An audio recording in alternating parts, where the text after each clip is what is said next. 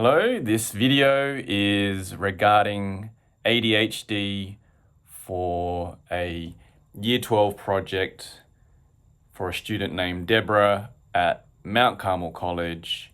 They're in Year 12. They have to do an AIF, Activating Identities Futures project, and their project is about ADHD, and they're looking at developing ideas for an app to help kids with ADHD.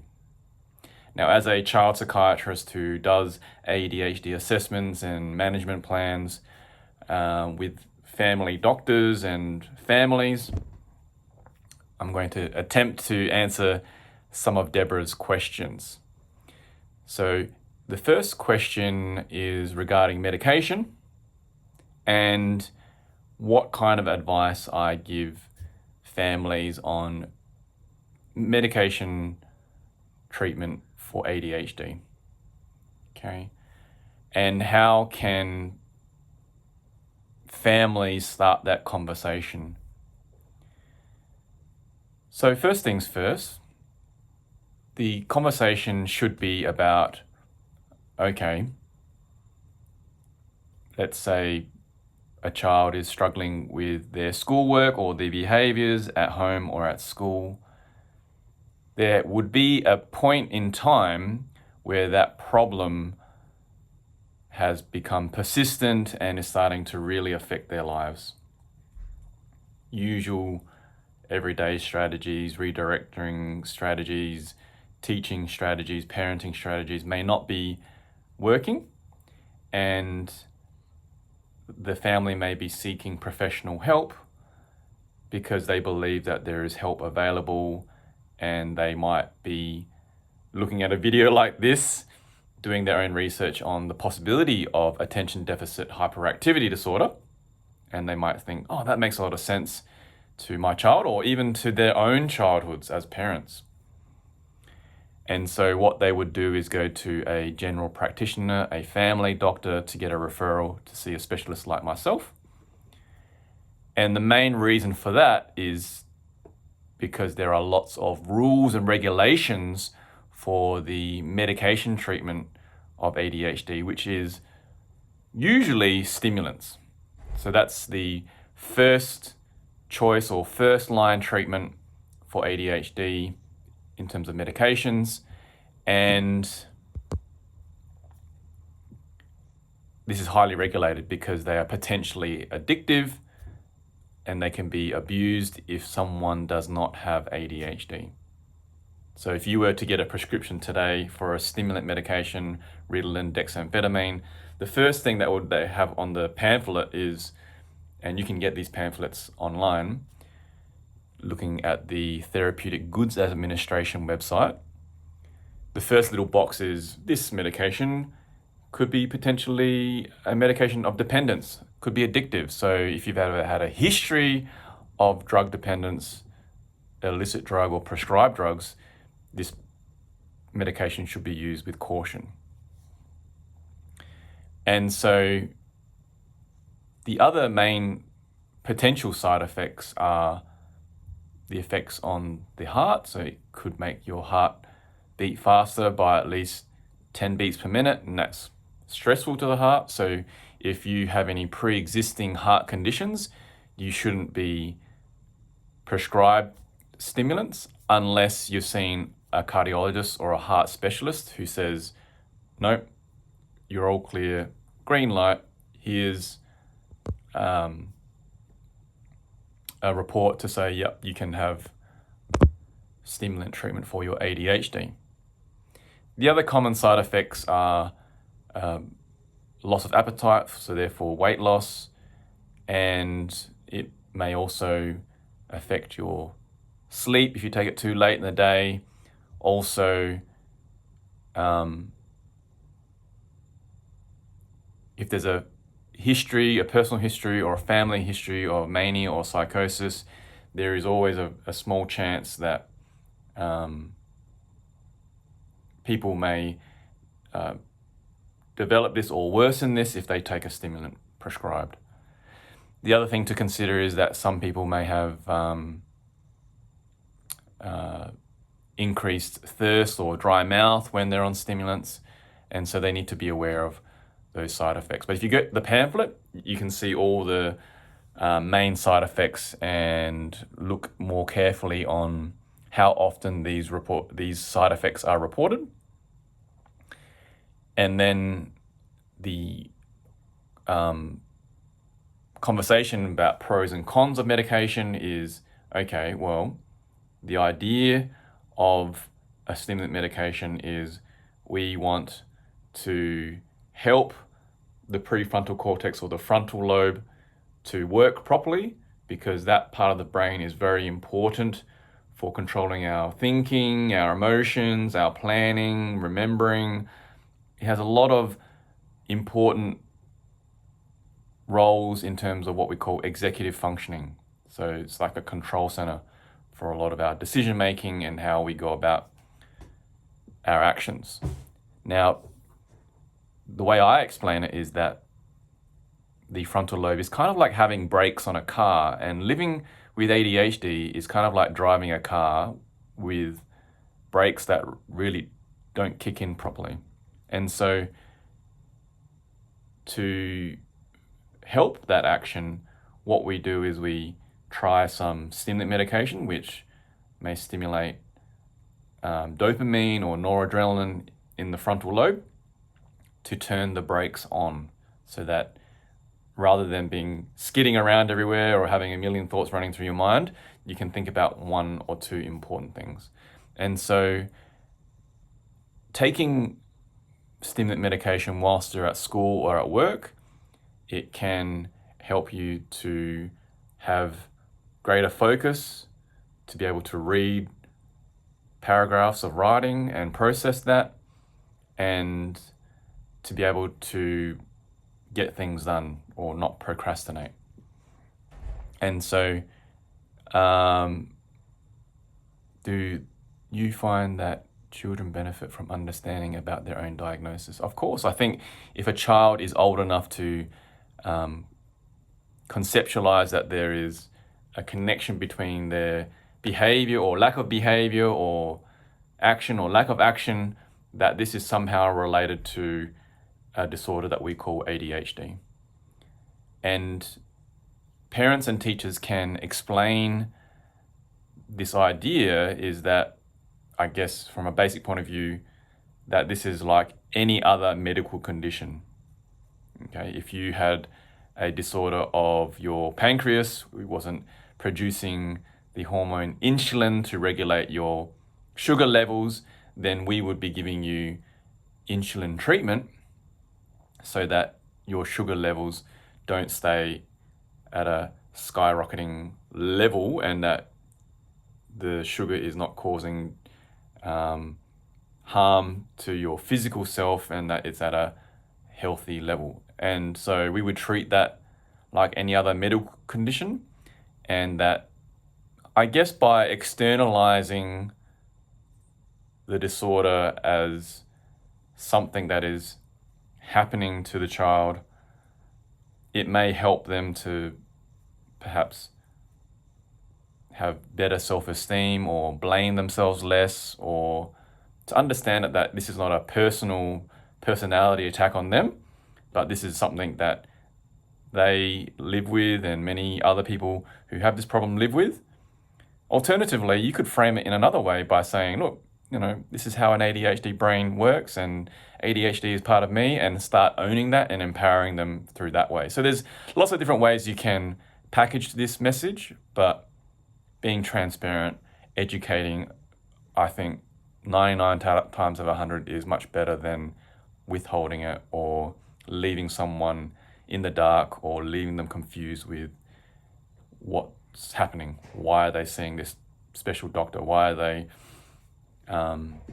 having this medication in the morning? It's probably a lot better for trust and ongoing goodwill if they're included in on the decision making. Okay, let me just double check my battery. Yep, it's all good. Three more questions. Purposeful recognition and praise for good behaviors. is it possible for a child with ADHD to develop intrinsic motivation?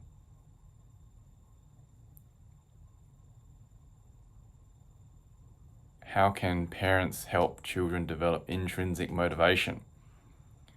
Okay, so I think the best way I can explain this is that we all have our own brains and how our brains work, and I guess there are ways of unlocking motivation, and there are different ways of which your brain works. Perhaps it's like if I used to use a car analogy, again, it's like the difference between using different fuels, I guess, having a diesel engine or a 91 octane engine or a 98 octane engine. Your engine, your brain probably has different ways in which it works most efficiently and most effectively. And in terms of motivation, I guess the way I would relate it is the motivation to play video games is probably the easiest way. There are people who enjoy playing video games because of the power and domination aspects, the achievement aspects, gaining XP, experience points, comparing themselves, or the social aspects, talking about it, meeting up with people, going online, or the exploration aspects is discovering things for themselves, hidden surprises, hacks, things like that can be very motivating for someone to go out and do something. And so I guess it's not about necessarily implanting a certain type of motivation into a young brain, but unlocking those motivations and seeing out of those different motivations, which one seems to work best for you. And the only way you can do that is to try lots of different things and trying to stick to those things for a little while and seeing which one works most effectively or stickiest for you, and exposure to those different types of scenarios. I guess the other thing too is, what about imagination and creativity?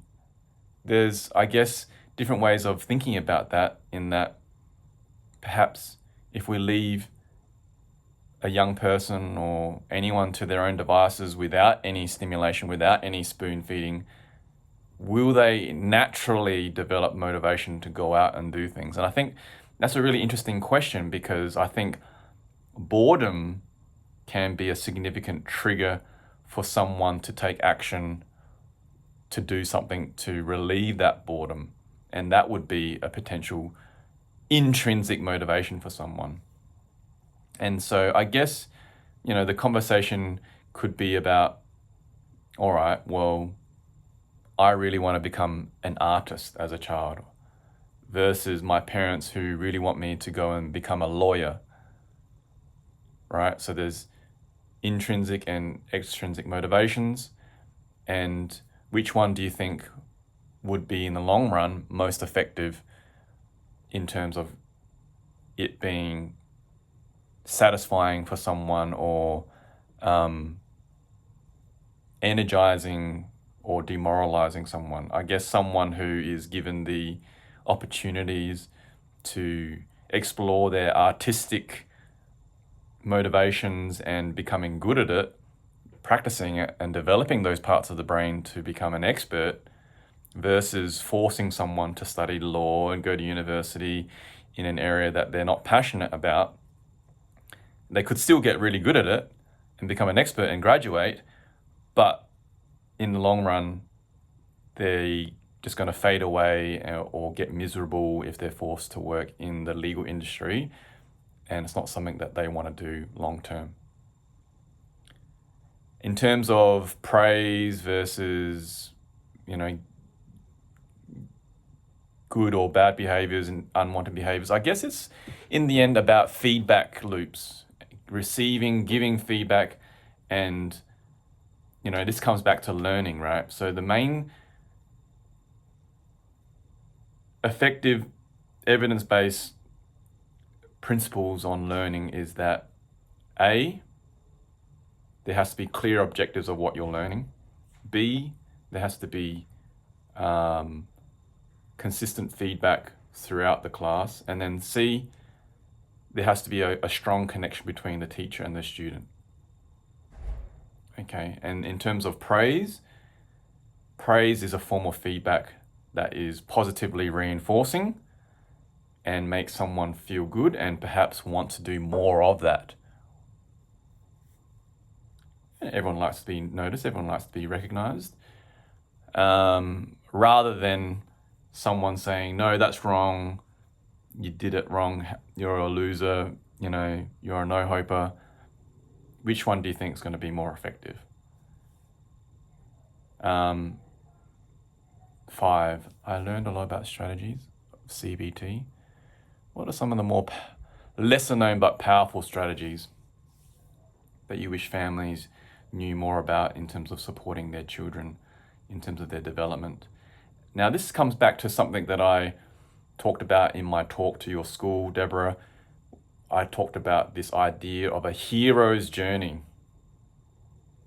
A hero's journey, this archetype that every single famous story out there has a typical archetypal journey or path, and that everyone follows this path in order to become successful or to progress.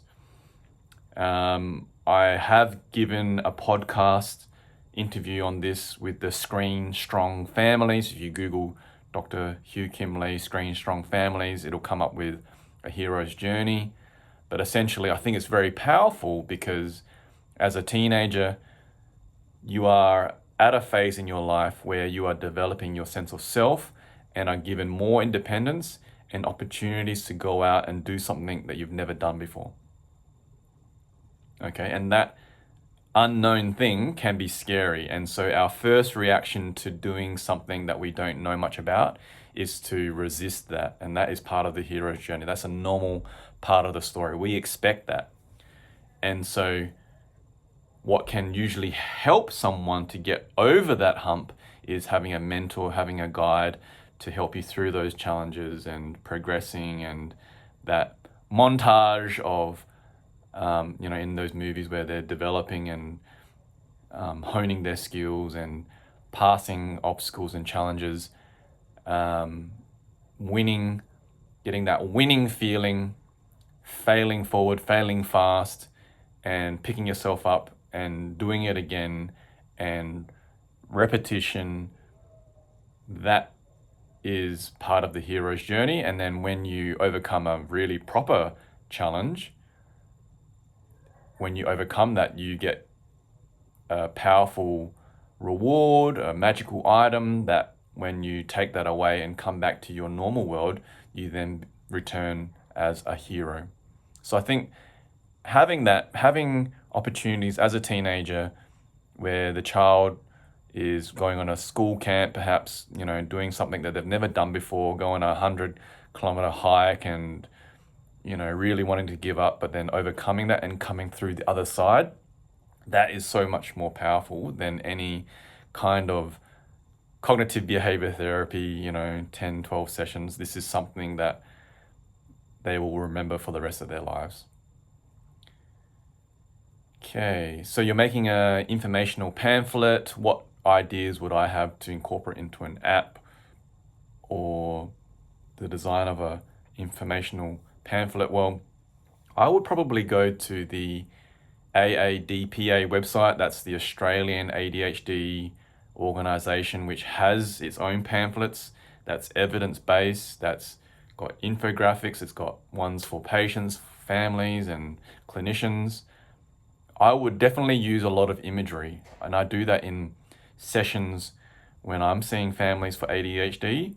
Is I know that me talking to you like I am now, at least half of the information that you're listening to now is just going to go through one ear and out the other.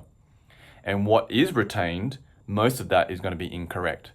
And so anchoring it down to images or pictures is really going to help make that message, that information stick, and you want to keep it at a level which they can read and understand, because if they can't read or understand the pamphlet or the app, then they're not going to be able to take away those messages, and those messages won't stick.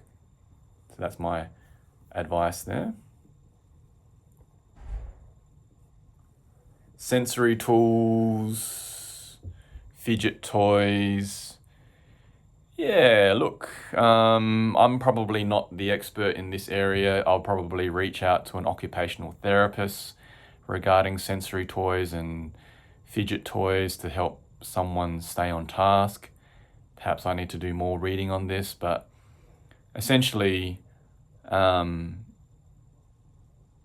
must be some part of the brain whereby doing something repetitive, something physical, something that requires our focus indirectly may help us with our focus in other areas, such as paying attention to a lecture or a YouTube video with a very boring monotone psychiatrist. But schools are very much more open to these ideas in order to help children to self-regulate, because if they're not regulated or feeling settled, then they're going to be unsettled and potentially in distress and be distracted and distracting to others. So people need to be open to providing young people with tools and strategies to stay settled and to stay calm. Otherwise, they will be distracted and distract other people. And so, that's my video. I hope that was helpful. More than happy to answer more questions, but this information here is for other students, families who might be seeing me in my clinic. I do ADHD assessments for kids, teenagers, and adults.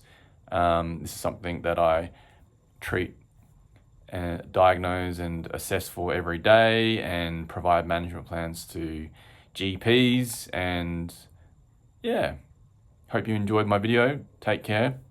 See ya.